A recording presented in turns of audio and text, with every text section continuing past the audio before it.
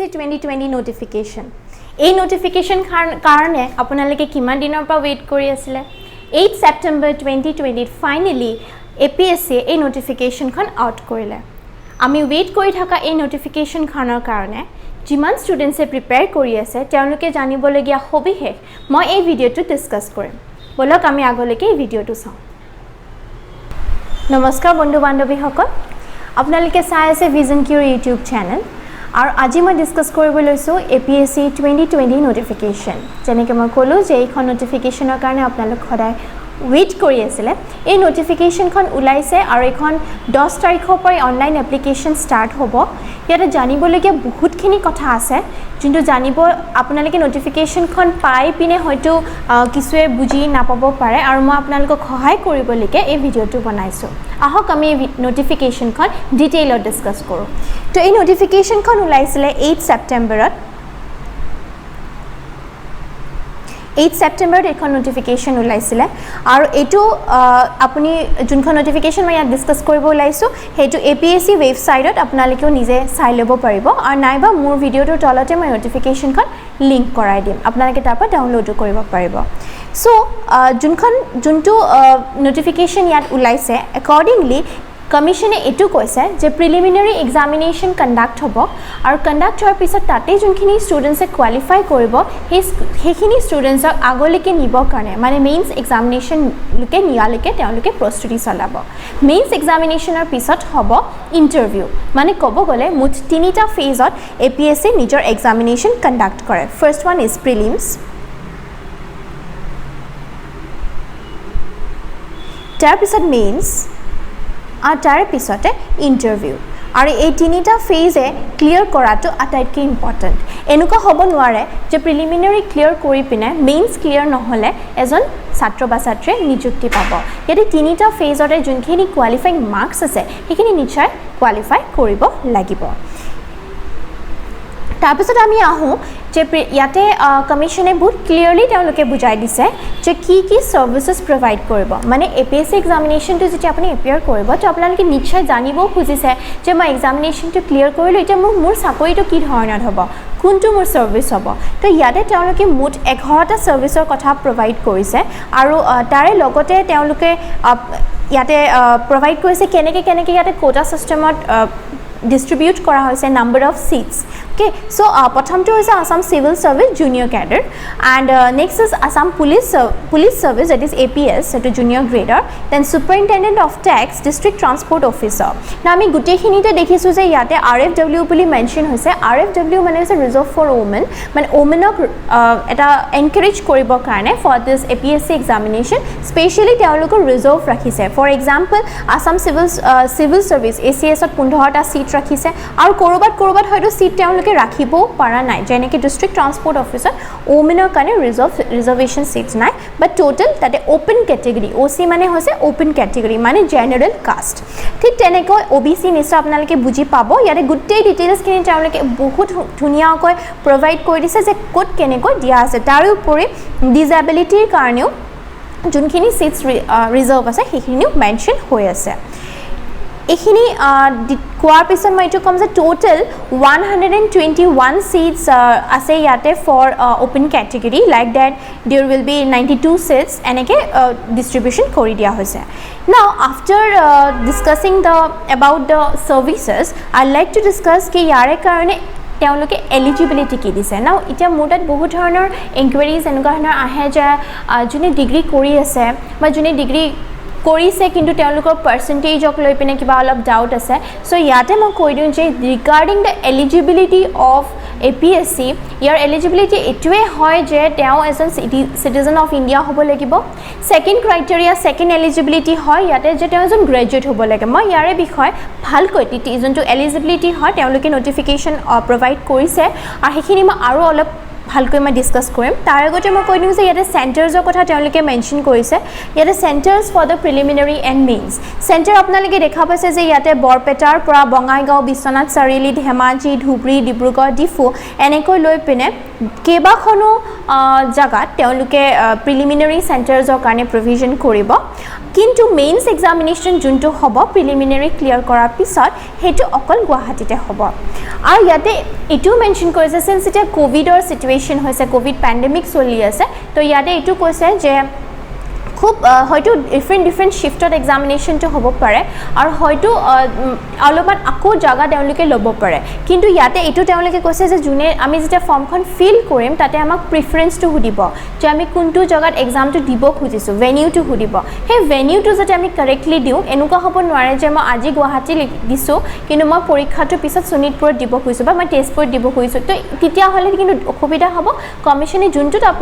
আমি ফৰ্মখন fill up কৰোঁতে এল'ট কৰিছোঁ যোনটো লোকেশ্যন আমি তাতে এক্সামিনেশ্যন আমাৰ ভেনিউটো পৰিব তাৰ পিছত আহে যে pay scale admissible for each cadre post now এইটো বিষয়ে জানিবলৈকে বহুত এক্সাইটেড হৈ থাকে ষ্টুডেণ্টছবিলাকে যে কিমান পে স্কেল হ'ব চ' এইটো আপোনালোকৰ চাই ল'ব পাৰিব নটিফিকেশ্যনখনত খুব ধুনীয়াকৈ দি দিছে মেনশ্যন কৰিছে ACSৰ পৰা লৈ পিনে যিমান 11 ছাৰ্ভিচেছ আছে তেওঁলোকৰ গ্ৰেড পে ইভেণ্টবিলাক কেনেকুৱা হয়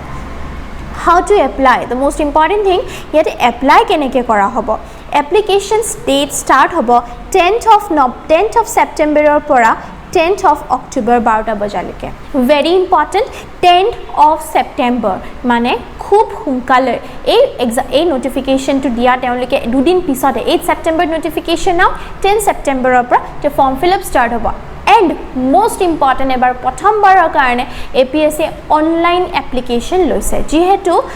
situation covid or hoy aru yate offline or karone bahut okubidha hoi jabo pare buli teoluke online application start korise aru online application khon ami code pabo paru aru hetu hoise apscrecruitment.in মানে APSC ওয়েবসাইটত আপোনালোকে গলে তাতে নিশ্চয় link পাই যাব আৰু লিংকত ক্লিক কৰিলে আপোনালোকে অনলাইন এপ্লিকেশনখন এক্সেস কৰিব পাৰিব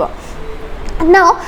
যেতিয়া আপোনালোকে এপ্লাই কৰিব তাৰে আগৰে কিছুমান কথা জনটো জানিবলগীয়া হৈ থাকে হেতু হৈছে যে আপুনি নিজে জানিব লাগিব যে আপুনি এলিজিবল আপুনি হয় নে নহয় বাৰু মই এলিজিবলৰ কথা ডিসকাস কৰিম সো যোনটো ফেজ হ'ব পৰীক্ষাৰ যোনটো ফেজ হ'ব এটো প্ৰিলিমিনাৰী ফেজৰ কাৰণে তেওঁলোকে অনলাইন এপ্লিকেশন ষ্টাৰ্ট কৰিছে যেতিয়া প্ৰিলিমিনাৰী ক্লিয়াৰ কৰি মেইনছলৈকে আগবাঢ়িব তেতিয়া আকৌ এবাৰ ফৰ্ম ফিল আপ হ'ব আৰু তেতিয়া আৰু পেমেন্টস থাকিব হেতু এটা বেলেগ প্ৰসিডিউৰ আকৌ এবাৰ বেলেগকে প্ৰসেস হ'ব যত নেকি আমি অপচনেল সাবজেক্টস বিলাক ঘুমাব লাগিব কি অপচনেল আমি লব খুজিছো সেই সাবজেক্টৰ বিষয়ে আমি মেনশন কৰিব লাগিব আৰু যদি আপোনালোকৰ অপচনেল বা ইয়াৰ সিলেবাসক লৈ পিনে কিবা ডাউট থাকে মই আগতে বনোৱা ভিডিও আছে য'ত মই APSC নতুন সিলেবাসখন ভালকৈ ডিসকাস কৰিছো আপোনালোকে সেই ভিডিওটো চাব পাৰে মই নিশ্চয় ইয়াৰে লিংকটো প্ৰভাইড কৰি দিম Now, APSC ইটো কৈছে যে আমি আমাৰ এপ্লিকেশনখন ফৰ্ম ফিল কৰাৰ আগতে আমি নিজে চাই ল'ব লাগিব যে আমি সেন্টাৰ কোনটো বিচাৰিছো আৰু আমাৰ choice of examination to ami kuntu services dibo khujisu etu ami nijor mind to set up nije kori pine application khon ami form fill koribo lagibo tar pisot koise je yate ami kunu dhoroner document submit koribo na lage mane APSC etu koise je jitia mane application soli thakibo eta we should not upload any documents regarding age educational qualification Regarding age, educational qualification, category, scheduled caste, scheduled tribe, other backward classes, economically weaker sections and persons with a benchmark disability, তেওঁলোকে নিজৰ qualification to ভালকৈ এই গুটেইখিনি তেওঁলোকে আগতে জানিব লাগিব যে মই কোৱালিফাই হয় and then they need to register for the online application. Now কৈছে যে আমি ইয়াতে সাবমিটৰ সময়ত যদি কোনোবা অলৰেডি চাকৰিয়াল হয় তেওঁলোকে প্ৰপাৰ চেনেল ইউজ কৰিব লাগিব যেহেতু অনলাইন এপ্লিকেশন হয় তেওঁলোকে আগতীয়াকৈ তেওঁলোকৰ এমপ্লয়াৰত সাপোজ কোনোবাই যদি গভৰ্ণমেণ্টৰ চাকৰি অলৰেডি কৰি আছে তো তেওঁ আগতীয়াকৈ নিজৰ এমপ্লয়াৰ নিজৰ বছক তেওঁ জনাব লাগিব যে I am applying from APSC examination আৰু তেওঁলোকে এখন নো অবজেকশ্যন সাৰ্টিফিকেট প্ৰভাইড কৰিব আৰু সেই নো অবজেকশ্যন সাৰ্টিফিকেটখন ভালদৰে ৰাখিব লাগিব ডকুমেন্ট ভেৰিফিকেশন প্ৰিলিমিনাৰী সময়ত নহয় কিন্তু যেতিয়া অনলাইন এপ্লিকেশন start হ'ব তেতিয়া নহয় কিন্তু যি কোনো সময়তে কমিশনে ডকুমেন্ট ভেৰিফিকেশন কৰিব পাৰে এনি যোনটো প্ৰসেস হয় APSC সেই হিচাপত তেওঁলোকে at the time of interview document verification কৰে নাও ইয়াতে বিশেষকৈ ডিছকাছ কৰা হৈছে about the persons with the benchmark disabilities মানে যোনখিনি ডিজেবিলিটি হয় তেওঁলোকৰ কাৰণে এটা এনেক্সাৰ ইয়াতে প্ৰভাইড কৰিছে এপেণ্ডিক্স প্ৰভাইড কৰিছে এই ডিটেইলছখিনি আপোনালোকে যোনে যোনে বেঞ্চমাৰ্ক ডিজেবিলিটি কেটেগৰীত আছে তেওঁলোকে আপোনালোকে ইয়াৰ ডিটেইলছখিনি চাব পাৰে পিডিএফটোত ভালকৈ দি দিয়া হৈছে নাও ইয়াতে কৈছে যে কেতিয়াবা কি হৈছে আমি অনলাইন এপ্লিকেশ্যনখন কৰি আছোঁ আৰু কেতিয়াবা হঠাৎকৈ আমি কিছুমান ভুল কৰি দিলোঁ ছাপ'জ আমি ভুল কৰি দিলোঁ আমাৰ ডেট অফ বাৰ্থত আমি ভুল কৰি দিলোঁ বা কিবা পাৰ্চেণ্টেজত কি সোমাব লাগিছে ডিটেইলছত ভুল কৰি দিলোঁ এড্ৰেছত ভুল কৰি দিলোঁ আৰু আমি ছাবমিট কৰি দিলোঁ এনে ক্ষেত্ৰত কমিশ্যনে কৈছে যে এজন কেণ্ডিডেটে মাত্ৰ এখনহে এপ্লিকেশ্যন ছাবমিট কৰিব লাগে অকল এখনহে এপ্লিকেশ্যন ছাবমিট কৰিব লাগে কিন্তু যদি খুব বেছি অসুবিধা হৈ গৈছে আৰু ভুল হৈ গ'ল নাজানোতে ভুল হৈ গ'ল তেতিয়াহ'লে আৰু এখন এপ্লিকেশ্যন ছাবমিট কৰিব পাৰিব কিন্তু যোনখন নতুনকৈ হ'ব মানে যোনটোৰ ৰেজিষ্ট্ৰেশ্যন নাম্বাৰটো হায়াৰ হয় ছাপ'জ প্ৰথমখন আপুনি ৰেজিষ্টাৰ কৰিলে ৰেজিষ্ট্ৰেশ্যন নাম্বাৰটো হ'ল 12 নেক্সট আৰু এবাৰ ৰেজিষ্ট্ৰেশ্যন কৰিলে ৰেজিষ্ট্ৰেশ্যন কৰোঁতে আপোনাৰ নাম্বাৰটো হ'ল 15 চ' আপুনি যোনখন এডমিট ওলাব আপোনাৰ যোনটো ৰেজিষ্ট্ৰেশ্যন নাম্বাৰ আপোনালোকে ওলাব সেই ৰেজিষ্ট্ৰেশ্যন নাম্বাৰটো 15 যোনখন পৰিব সেই ৰেজিষ্ট্ৰেশ্যন নাম্বাৰটো আপোনালোকে ল'ব লাগিব এডমিট ডাউনলোড কৰোঁতে চ' এইটোত আপোনালোকে কেয়াৰফুল হ'ব ভুলখনৰ যোনটো লাষ্ট হয় হায়াৰ নম্বৰ হয় তাতেহে এপ্লিকেশ্যনখন ল'ব ইয়াতে ফিজৰ কথা দিছে fees for the preliminary examination তো ফিজৰ ক্ষেত্ৰতো এবাৰ কমিশ্যনে এইটো আগতীয়াকৈ কৈ দিছে যে তেওঁলোকে ministry of electronics and information technology government of ইণ্ডিয়াৰ হেল্প লৈছে এইটো পৰ্টেলৰ কাৰণে অনলাইন এপ্লিকেশ্যনৰ পৰ্টেলৰ কাৰণে আৰু সেইটো কাৰণে কিছু টেক্সেছৰ কথা ইয়াতে কৈছে প্লাছ ₹30 উইথ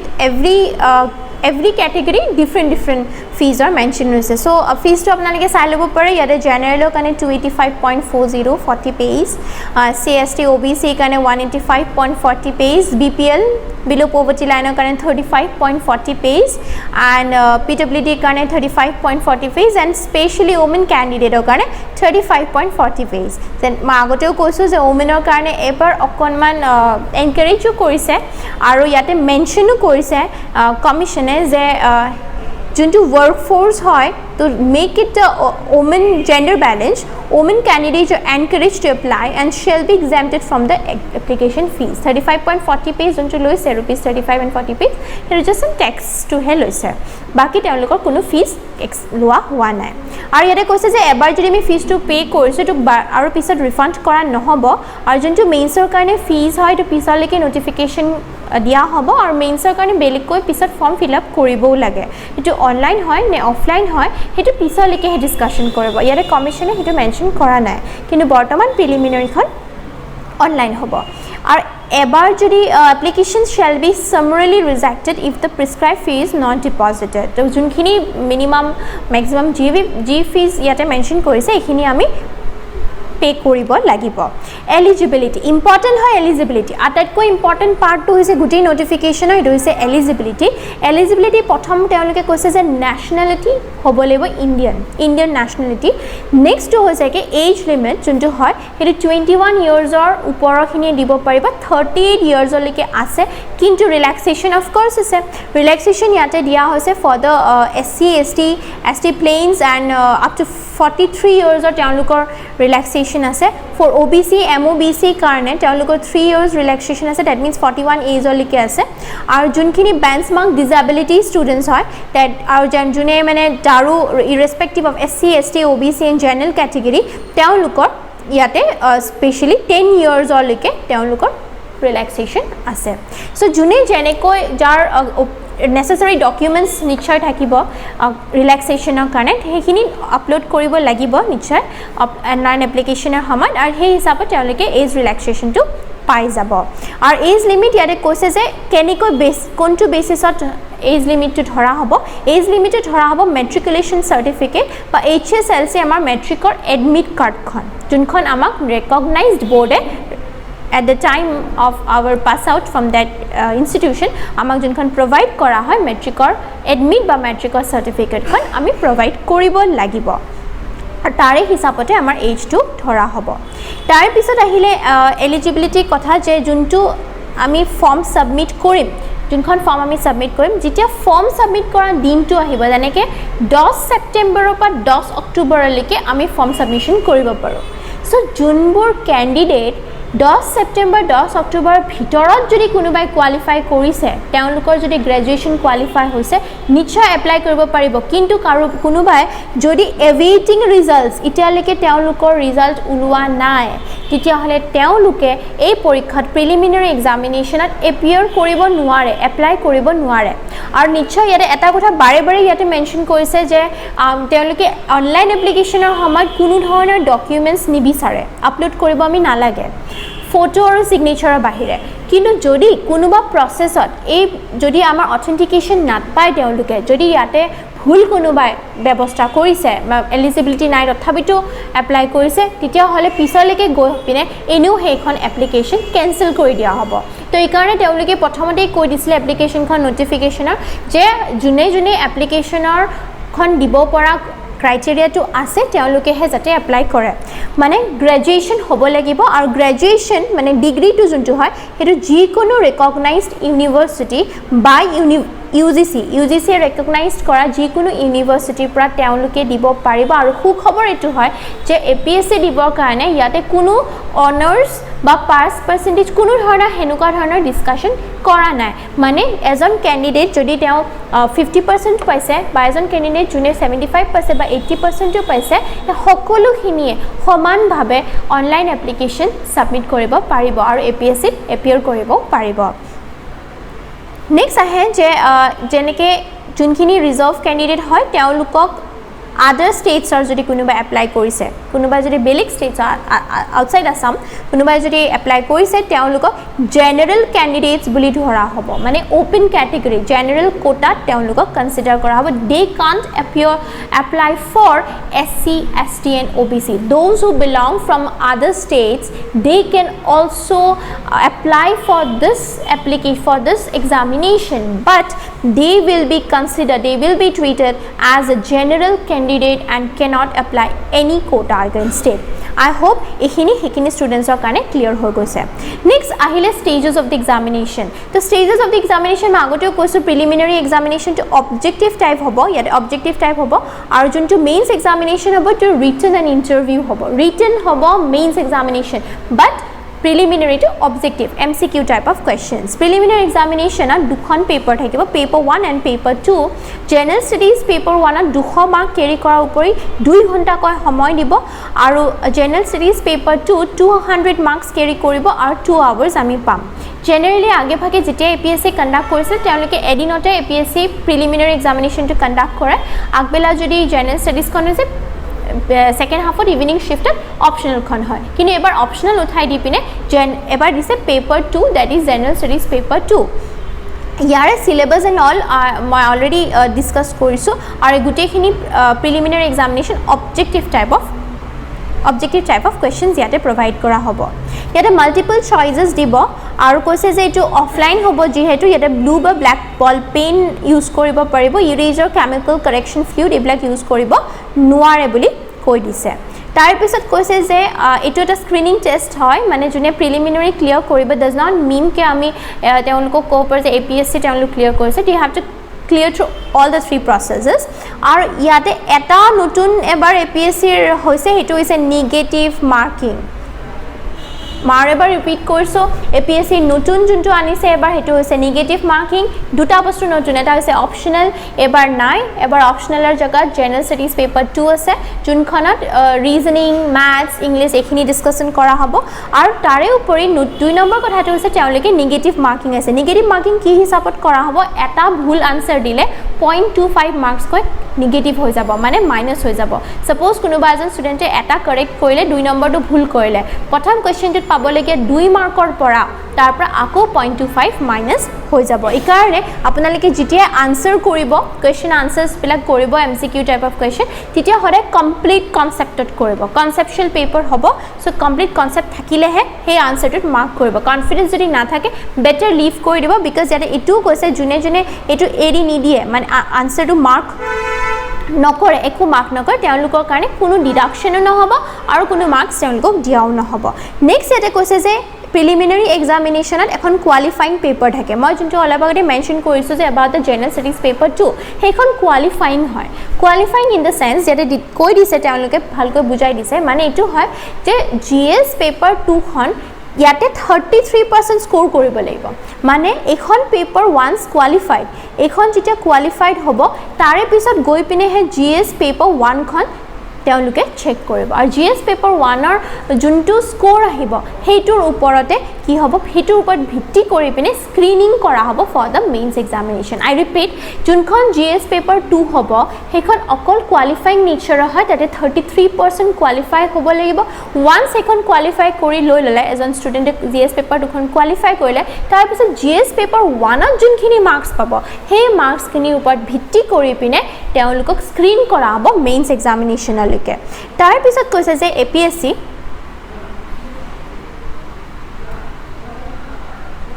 তাৰপিছত কৈছে যে APSC মেইনছ এক্সামিনেশ্যনৰ কাৰণে মেইনছ এক্সামিনেশ্যন ইয়াতে ৰিটেন থাকিব ৰিটেন এক্সামিনেশ্যন আৰু ইণ্টাৰভিউ টেষ্ট ৰিটেন এক্সামিনেশ্যনছৰ কাৰণে যোনখিনি হয় তাতে কোৱালিফাইং পেপাৰ এখন থাকে বাৰু এইটো হয় ৰিটেন এক্সামিনেশ্যন যোনটো প্ৰিলিমছ ক্লিয়াৰ হোৱাৰ পিছত আহে ফেজটো বাট মই ইয়াতে চমুকৈ কৈ থৈছোঁ যে ৰিটেন এক্সামিনেশ্যনত কি থাকিব ইয়াতে কোৱালিফাইং লেংগুৱেজ পেপাৰ এখন থাকিব ইয়াক লৈ পিনে বহুতৰে ডাউট হয় যে কোৱালিফাইং লেংগুৱেজ পেপাৰখন একচুৱেলি কি হয় মই ভালকৈ বুজাই দিব চেষ্টা কৰিছোঁ বাৰু চাওক কোৱালিফাইং লেংগুৱেজ পেপাৰখন হৈছে মানে এখন পেপাৰ A থাকিব ইয়াতে দেখিছে পেপাৰ A ওকে আৰু এখন 300 মাৰ্কৰ আৰু 3 ঘণ্টা ডিউৰেশ্যন এইখন কোৱালিফাইং মানে ইয়াত জাষ্ট কোৱালিফাই হ'লেই হ'ব আৰু তাৰে পিছত পেপাৰ B খনতো কোৱালিফাই হ'লেই হ'ল কিন্তু তাৰ মাৰ্কছটো মানে কাউণ্ট কৰা নহ'ব ফাইনেল প্ৰচেছত প্ৰিলিমিনাৰী মাৰ্কছ কেতিয়াও ফাইনেললৈকে কাউণ্ট কৰা নহয় কিন্তু মেইনছত আমি যি মাৰ্কছ পাওঁ আৰু ইণ্টাৰভিউত যি মাৰ্কছ পাওঁ সেইটোহে ছাম আপ কৰা হয় তো পেপাৰ 8 ইয়াতে এছএমিজ বেংগলী আৰু বড়ো এই তিনিটা লেংগুৱেজৰ ভিতৰত যিকোনো এখন লেংগুৱেজত পৰীক্ষা এটা দিব লাগিব পেপাৰখন দিব লাগিব 300 মাৰ্ক 3 ঘণ্টাত আৰু এইখন কোৱালিফাই কৰা আটাই important except the students who are from candidates who are from Dima Hasao, Karbi Anglong আৰু West Karbi Anglong ইয়াতে যোনখিনি ষ্টুডেণ্টছে আছামিজ বেংগলী আৰু বড়ো পঢ়ি অহা নাই স্কুলীয়া লাইফত বা কলেজৰ লাইফত তেওঁলোকক এই পেপাৰখন নিদিলেও হ'ব তেওঁলোক বহিব পাৰিব পেপাৰ B দিলেও হ'ব কিন্তু বাকী আটাই অসমৰ যিমান কেণ্ডিডেটছে ইয়াতে এপ্লাই কৰিব খুজিছে তেওঁলোকে এই তিনিখনৰ ভিতৰত এখনটো নিশ্চয়কৈ কোৱালিফাই কৰিবই লাগিব ইটা ইয়াৰ পিছত আহিলে পেপাৰ বিখন হৈছে ইংলিছ আৰু ইংলিছখন ইয়াতে কৈছে যে যোনটো পেপাৰ বি ইংলিছৰ সেইখন আৰু পেপাৰ A যোনখন হয় এই দুখনৰ মাৰ্কছটোৱে আমাৰ কাউণ্ট কৰা হ'ব for determining the final order of merit মানে প্ৰিলিমিনাৰী মাৰ্কছ কাউণ্ট নহ'লেও মেইনছৰ এই পেপাৰ বি যোনে ক্লিয়াৰ কৰিছে কোৱালিফাই কৰিছে আৰু মিনিমাম কোৱালিফাইং মাৰ্কছটো ইয়াতে হ'ব 25% এই 25% পাব লাগিব দুখন মিলি পিনে এণ্ড আফটাৰ ডেট চেক কৰিব বাকীখিনি পেপাৰ্ছ চ' এইটো মোৰ বহুতে মোক ডাউটছ সুধিছিলে এইটোৰ বিষয়ে যে কোৱালিফাইং পেপাৰখনত ল'বই লাগিব নেকি যদি ডিমা হাছাও ৱেষ্ট কাৰ্বি আংলং এণ্ড কাৰ্বি আংলঙৰ কেণ্ডিডেটছ হয় তেতিয়াহ'লে নালাগে বাকীখিনি কেণ্ডিডেটছে এপিয়াৰ কৰিব লাগিব তাৰপিছত আহিছে যোনখিনি অৰ্ডাৰ অফ মেৰিটত যোনখিনি মেৰিট ৱাইজ যোনখিনি পেপাৰ এপ্লাই কৰিব লাগিব এপিয়াৰ কৰিব লাগিব কেণ্ডিডেটে সেইটো হৈছে পেপাৰ 1 এছেখন যিকোনো নিজৰ লেংগুৱেজত মিডিয়াম অফ লেংগুৱেজ যিকোনো এটা হ'ব পাৰে অসমীয়া বা ইংলিছ তাৰপিছত পেপাৰ 2 আহিলে পেপাৰ 2 to 6খন জেনেৰেল ষ্টাডিজ হয় ইয়াতে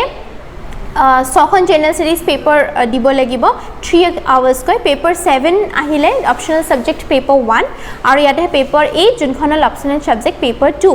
তাৰে মাৰ্কছ ইয়াতে মেনশ্যন কৰিছে টোটেল মাৰ্কছ 2275 মাৰ্কছৰ পৰীক্ষা হ'ব আৰু এইটো বেলেগ দিনতে তেওঁলোকে পৰীক্ষাখন পাতে দি দিয়ে শেডিউলখন সেই হিচাপত আৰু ইয়াতে list of the optional papers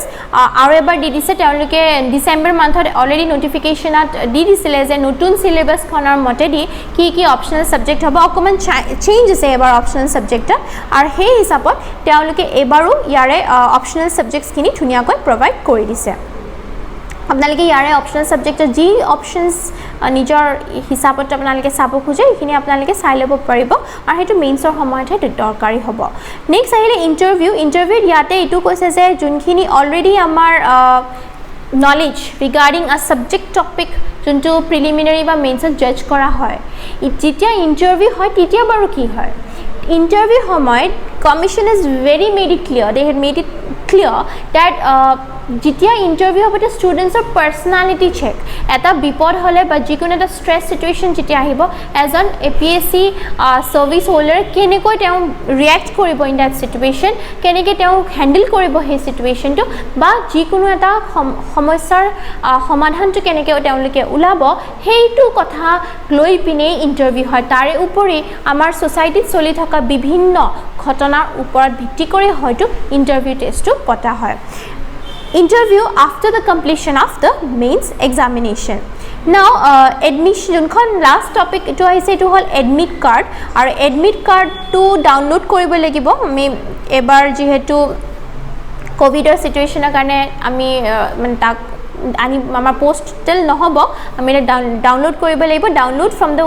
website aru jehetu ami amar email address আৰু ফোন নম্বৰ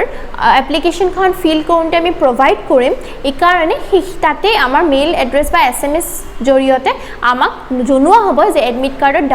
ডাউনলোড কৰিব লিংকটো দিয়া হৈছে বা এক্টিভেট কৰা হৈছে সো এটোত বিশেষ অসুবিধা নাই আৰু কিছুমান ডকুমেন্টস ক্যাৰি কৰিব লাগিব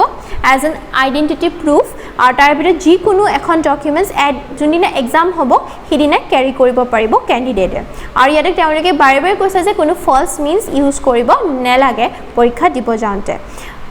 নেক্সট ইয়াতে টপিক দিছে যে কেনেকৈনো ফৰ্মখন ফিল কৰিব লাগিব ফৰ্ম ফিলৰ ইনস্ট্ৰাকশনস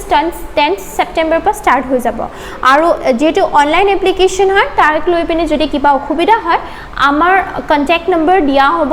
আপোনালোকে বা আমাৰ ইমেইল আইডি দিয়া হ'ব প্ৰভাইড কৰা হ'ব ভিডিওটোৰ তলতে যদি ফৰ্ম ফিল কৰোঁতে কিবা বিশেষ অসুবিধা পায় আমাৰ কন্টাক্ট কৰিব পাৰিব আমাৰ staff আছে তেওঁলোকে আপোনালোকক হেল্প কৰিব পাৰিব কিন্তু ইয়াতে বিশেষ অসুবিধা হ'ব নালাগে কাৰণ কি ইয়াতে ধুনিয়াকৈ কমিশনে প্ৰভাইড কৰি দিছে যে কি ইনস্ট্ৰাকশনস ফলো কৰিব লাগিব প্ৰথম কথা এটা নিজৰ মোবাইল নম্বৰ আৰু নেক্সট হৈছে এটা ভ্যালিড ইমেইল আইডি হেতু ইমেইল আইডি যোনটো আপোনালোকে ভালকৈ কৰবাত লিখি ৰাখিব সো দ্যাট পাহৰি না যায় কাৰণ ইমেইলৰ থ্ৰু দিও হয়তো এডমিট কাৰ্ডৰ লিংক পঠিয়াব বা যি নেসেসাৰী ইনফৰমেশন থাকিব এইখিনি পঠোৱা হ'ব সো ইয়াতে লিখি দিছে যে ইমেইল আইডি আৰু মোবাইল নম্বৰ প্ৰথমতে ইয়াতে কৰিব লাগিব যে আমি ইমেইল আইডি আৰু এটা মোবাইল নম্বৰ জেনাৰেট কৰিলো তাৰ পিছত আমি লগইন ক্ৰেডেনশিয়েলস দিম দ্যাট মিন্স ৰেজিষ্ট্ৰেচন আৰু ৰেজিষ্টাৰ কৰিব লাগিব first of all register option এটা থাকিব ৰেজিষ্টাৰ হিয়ৰত ক্লিক কৰাৰ পিছত আমাৰ তাতে কিছুমান নম্বৰ খুজিব আমাৰ ইমেইল আইডি খিনি আমি প্ৰভাইড কৰিলো প্ৰভাইড কৰাৰ পিছত এপ্লাই লিংক এটা এক্টিভেট হ'ব এপ্লাই লিংক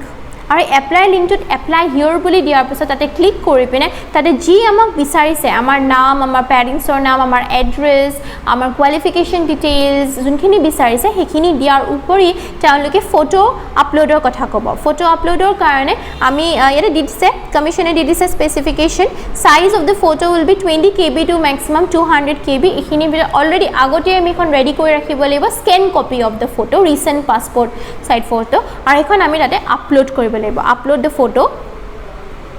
আৰু ফটো আপলোড কৰাৰ পিছত আমি আপলোড কৰিব লাগিব সিগনেচাৰ এন্ড তাৰ পিছত এটা অপচন আহে যোনটো থাকিব সাবমিট যদি আপুনি কাৰেক্টলি গুটেখিনি কৰিছে এবাৰ চাই লব ধুনিয়াকৈ সকলো আপুনি যদি কাৰেক্টলি কৰিছে তেতিয়া হলে সাবমিট ক্লিক কৰিব নহলে বা ক্যান্সেল বাটন টু ক্লিক কৰি পিনে তাতে ব্যাক গৈ পিনে আকৌ যি কাৰেকশন আছে সেইখিনি কৰিব পাৰে সো ইয়াতে গুটেখিনি দি দিছে যদি কিবা আৰু অসুবিধা পাইছে ভিডিওটো আৰু এবাৰ ৰিপিট কৰি চাব পাৰে প্ৰিভিউ অপচনটো নিশ্চয়কৈ চাব বহুতে দৌৰাদৌৰিকৈ ফৰ্মখন ফিল কৰে হেতু ভুল নকৰিব যেহেতু এটা বহুত ইম্পৰ্টেন্ট এক্সামিনেশনৰ কাৰণে আপুনি ফৰ্ম ফিল আপ কৰিব গৈ আছে সো ফৰ্মখন টাইম লৈ পিনে পেশেন্স হৈ পিনে ফিল কৰিব প্ৰিভিউ যেতিয়া অপচনটো পাব প্ৰিভিউ ধুনিয়াকৈ যদি আপুনি ফিল কৰিলে যে ডাটা আপুনি প্ৰভাইড কৰিছে সেই ডাটাখিনি ধুনিয়াকৈ ডিসপ্লে কৰিব সো সেই প্ৰিভিউত গৈ পিনে চাই লব কোবাত কিবা গণ্ডগোল কৰিছে নেকি যদি নাই হোৱা আপোনালোকে সাবমিট বাটনটো ক্লিক কৰি দিব সাবমিটৰ পিছত পেমেন্টৰ অপচন আহিব আৰু পে'মেণ্টৰ পৰ্টেলত যেনেকৈ তেওঁলোকে প্ৰভাইড কৰে যেনেকৈ যোনটো থাকে ডেবিট কাৰ্ড ক্ৰেডিট কাৰ্ড অৰ ওৱান টাইম OTP পঠিয়াব সেই গোটেইখিনি প্ৰচেছত ক্লিক কৰিলে ভেলিডেট পে'মেণ্ট আহি যাব আৰু ভেলিডেট পে'মেণ্ট হোৱাৰ পিছত আপোনাৰ কমপ্লিটলি এপ্লিকেশ্যন প্ৰচেছটো হৈ যাব মানে যদি কোনোবাই ফৰ্ম ফিল কৰিছে কিন্তু পে'মেণ্ট কৰা নাই then it will be invalid so' be careful application fees minimum হ'লেও সকলো কেটেগৰীতে আছে অ'কে চ' সকলোৱে এটা এমাউণ্ট পে' কৰিবই লাগিব কম হওক বেছি হওক চ' সেই পে'মেণ্টটো কমপ্লিট হোৱাৰ পিছতহে কিন্তু এপ্লিকেশ্যন প্ৰচেছটো কমপ্লিট হ'ব otherwise incomplete so' very very important please keep in mind so' এইখিনি কৰাৰ পিছত এটা এপ্লিকেশ্যন নম্বৰ পোৱা হ'ব সেই এপ্লিকেশ্যন নম্বৰটো নোট ডাউন কৰি থৈ দিব হয়তো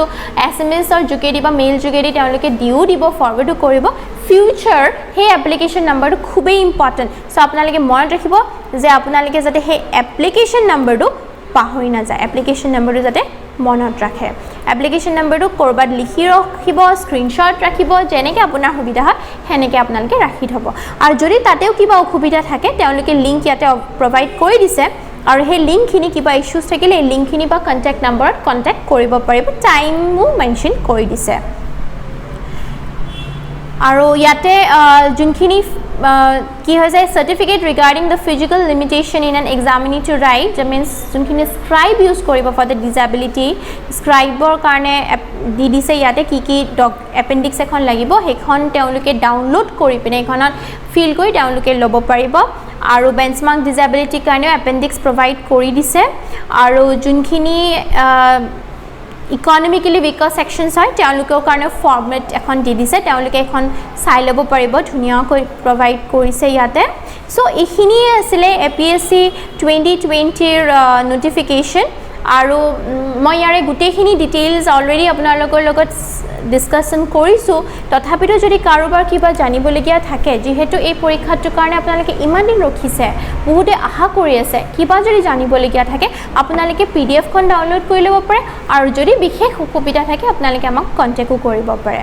চ' মই আশা কৰিছোঁ মোৰ ভিডিঅ'টো আপোনালোকে ভালকৈ বুজি পাইছে এতিয়া নটিফিকেশ্যন আৰু চিলেবাছ অলৰেডি আমাৰ সন্মুখত আছে নিউ চিলেবাছ অফ UPSCৰ লগত একেবাৰে একেই হয় বুলি ক'ব পাৰিম আমি আৰু খালি ইয়াতে অসমীয়া লেংগুৱেজ অসমীয়া বড়ো আৰু বেংগলী ভাষাৰ যোনখন লেংগুৱেজ পেপাৰ আছে কোৱালিফাইং সেইখন অলপমান ডিফাৰেণ্ট বাকী এটা প্লাছ পইণ্ট এইটো হৈ যায় যে যোনে UPSCৰ কাৰণে প্ৰিপেয়াৰ কৰি আছিলে আগতীয়াকৈ তেওঁলোকেও APSC দিব পাৰিব বা যোনে APSCৰ কাৰণে এবাৰ এক্সামিনেশ্যন এপিয়াৰ কৰি আছে তেওঁলোকে UPSCও দিব পাৰিব ইমান ভাল এটা অপৰচুনিটি আমাৰ সন্মুখত আছে অকণমানো সময় নষ্ট নকৰাকৈ মই ভাবোঁ যে সকলো কেণ্ডিডেটে এই পৰীক্ষাটো চিৰিয়াছলি এপিয়াৰ কৰিব ইয়াৰে লাষ্ট ডেটলৈকে online application at is 10th of September to 10th of অক্টোবৰলৈকে 10th অক্টোবৰলৈকে ৱেইট নকৰি খুব সোনকালেই যাতে ফৰ্মখন ফিল কৰে কাৰণ তেতিয়া এটা মটিভেশ্যন আহে যে মই ফৰ্ম ফিল কৰিছোঁ এণ্ড মই পৰীক্ষাত বহিব লাগিব চ' 2-3 মাহৰ এটা সময় আমি যদি হিষ্ট্ৰী চাওঁ APSC তেওঁলোকে নটিফিকেশ্যন ওলোৱাৰ 2-3 মাহৰ পিছতে পৰীক্ষাটো কণ্ডাক্ট কৰে আৰু নিশ্চয় এবাৰো সেনেকুৱা হ'ব চ' ইমান 2020ৰ ইমানবোৰ বেয়া খবৰৰ মাজতো যিহেতু আমাৰ ওচৰত এটা সুখবৰ আহিছে APSC নটিফিকেশ্যন এইটোক আমি পজিটিভলি লওঁ আৰু পজিটিভলি লৈ পিনে এইটোক আমি নিজে এটা এনভাইৰনমেণ্ট ক্ৰিয়েট কৰিলে ভাল হ'ব যোনটো এনভাইৰনমেণ্টত হয়তো আমি